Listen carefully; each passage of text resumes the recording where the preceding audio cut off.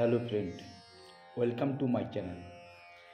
আজকে আপনারা দেখছেন আমার নেচার সিরিজের ভেতরে একটা ছবি। প্রথমে পেপারটাকে ভালো করে ভিজিয়ে নিতে হবে, তারপর গ্যাম্বুজ ইয়েলো দিয়ে প্রথমে আকাশে ফেলে নিলাম, তারপর ভার্মিলিয়ন হালকা ওর উপর চাপিয়ে দিলাম। কোবাল্ট ব্লুর সাথে বানসাইনা মিশিয়ে লাইটটাকে একটু ডার্ক করে আকাশের উপরে চালাতে হবে। দেখতে থাকুন কালারটা কীভাবে মিশছে এবং কীভাবে ব্রাশ চালাচ্ছেন।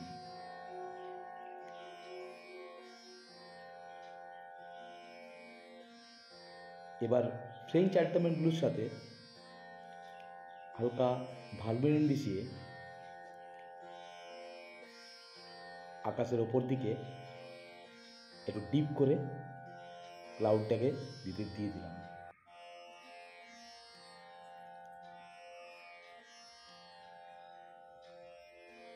ক্লাউডটাকে ধীরে ধীরে ঠিক নিজের মনের মতো করে বার করে নিতে হবে। আপনি যেমন চাইছেন ক্লাউড সেরকমভাবে বার করতে হবে।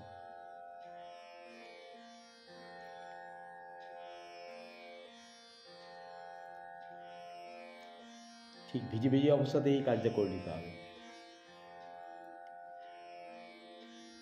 শুকিয়ে গেলে কিন্তু একটা কালার আরেকটা কালারের সাথে মিশবে না, তাই ঠিক ভিজে ভিজে অবস্থাতেই ভালো করে রঙটা চালিয়ে নিতে হবে।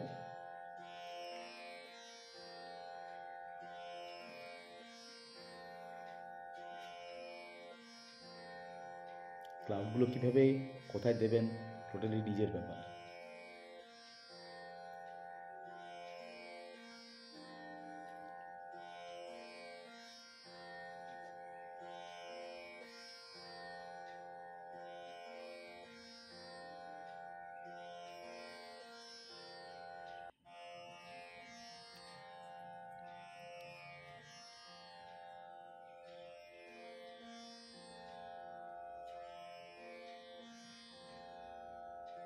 সুন্দরভাবে আকাশটা তৈরি। এবার আমি নিচের পার্টটাতে করব, দেখতে থাকুন কিভাবে করছি।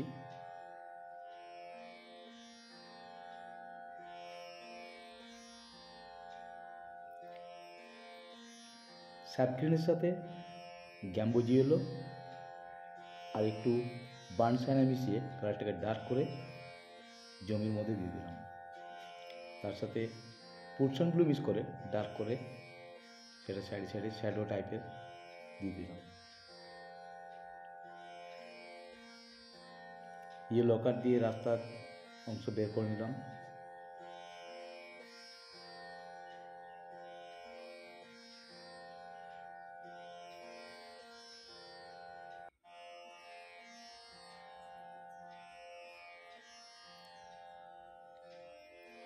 ওই কালারটাকে পোর্শন ব্লু মিক্স করে একটু ডার্ক করে নিয়ে জমির মধ্যে যে গেন বা ছোটো ছোটো ঝোঁক ছাড় আপ ডাউন সেটা বার করে নিতে হবে।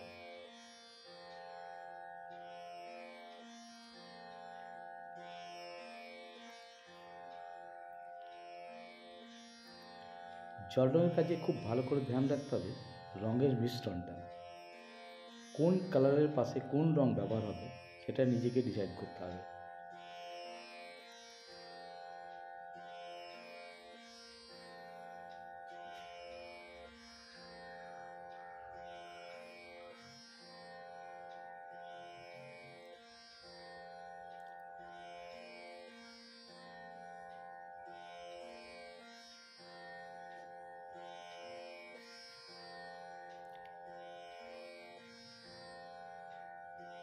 ঠিক এটা ভিজে ভিজে অবস্থায় করতে হবে। শুকিয়ে গেলে কিন্তু আপনার এই ধরনের ছবিটা দাঁড়াবে না। ওই জন্যই ঠিক ভিজে ভিজে অবস্থাতেই সমস্ত জমির আপ ডাউন বা ছোটো গাছ বড় গাছ সব করে নিতে হবে। জমিটাকে একটু ডার্ক করে নিলাম যাতে ঠিক সানসেট ভিউটা আসে।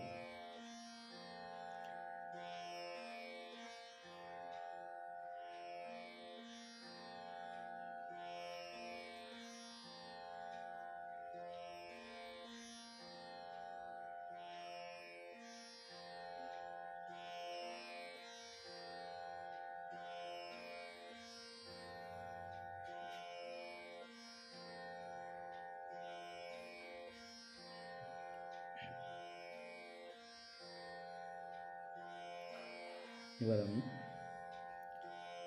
দূরে দূরে ছোটো ছোটো গাছ দিয়ে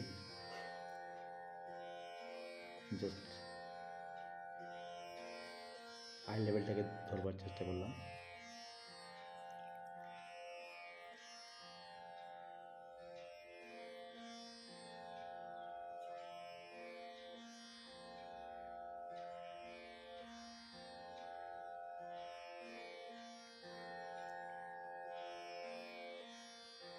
স্যাপগ্রিন, বানসানা এবং গ্যামুজি দিয়ে কালারটাকে ডার্ক করে দূরে দূরে গাছগুলোকে করে নিলাম।